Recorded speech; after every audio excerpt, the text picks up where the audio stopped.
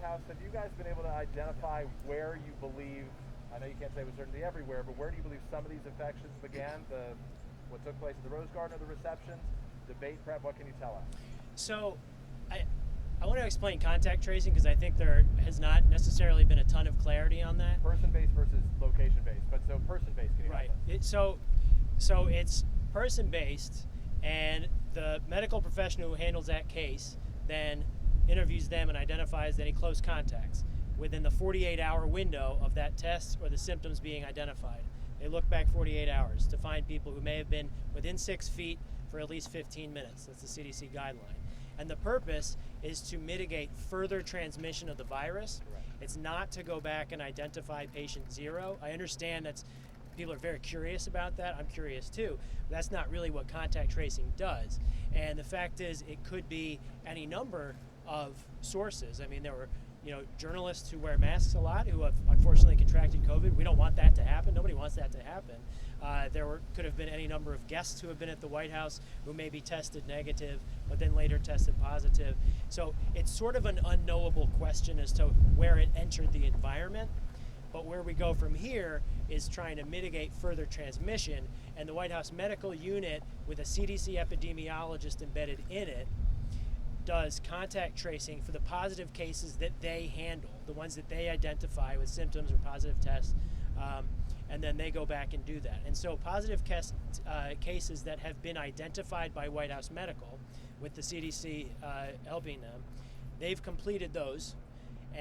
But if there are further tests that come up positive that they handle, they'll then handle those as well. For people who have then, maybe they attended an event a while back, maybe 9 or 10 days ago here at the White House, then they test positive 9 or 10 days later, their health provider or public health officials who are handling that positive test would then do that 48-hour look back on that contact tracing. Let me ask you about the president, if I can, very quickly. Sure. It's approaching 48 hours since we've seen him in public, either photos you guys provide or on video. Will we see him in any form? Why haven't we seen him in that time, given the fact that you guys have the ability, even without anybody present, to provide us images? He wants to speak to the American people. He will do so soon. I don't have an exact time or a definite way he'll do that. As you've seen, there have been Twitter videos that are a pretty easy and effective way for him to get out.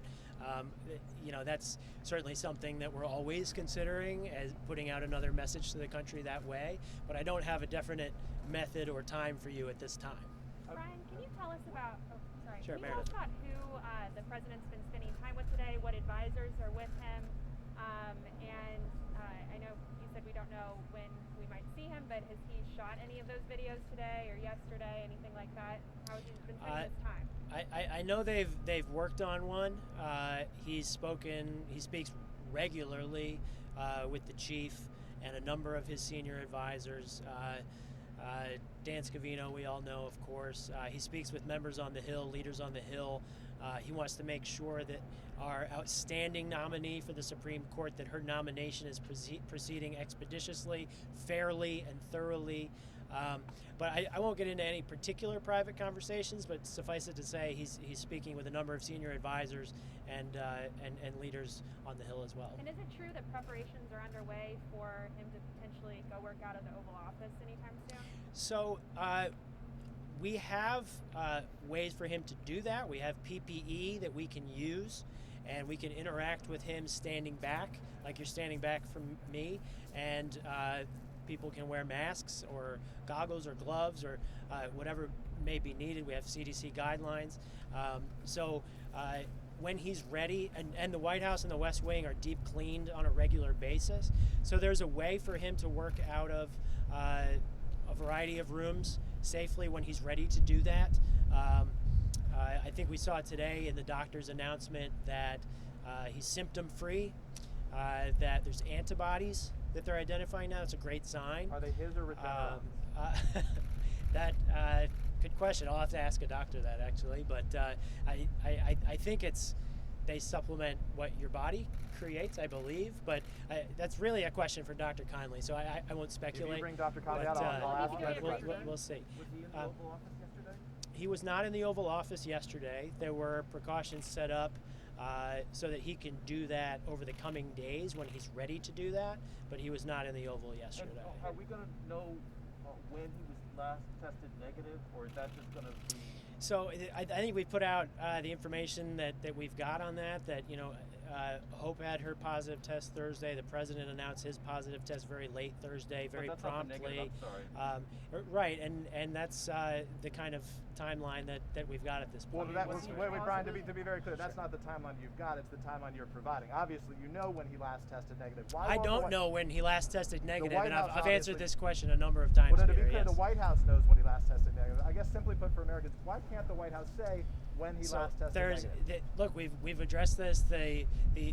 We're not asking to go back through a bunch of records and look backwards. We're looking. The contact tracing process is to mitigate further spread of the disease. That's kind of the posture we take. So, yes. Did you have? Are we going to get another briefing from Dr. Conley? Dr. Conley put out his latest assessment in writing.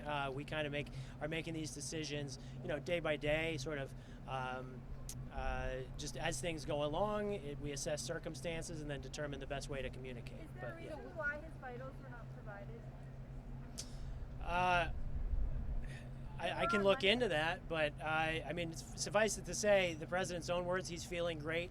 He's symptom-free, and we hope to have him able to be back interacting in person as soon as possible, as soon as it's safe.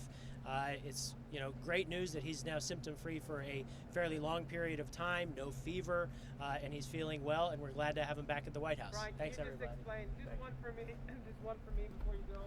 What do you have? Can you just explain why he even wants to come to the Oval right now? Doesn't it make sense to stay isolated for 14 days?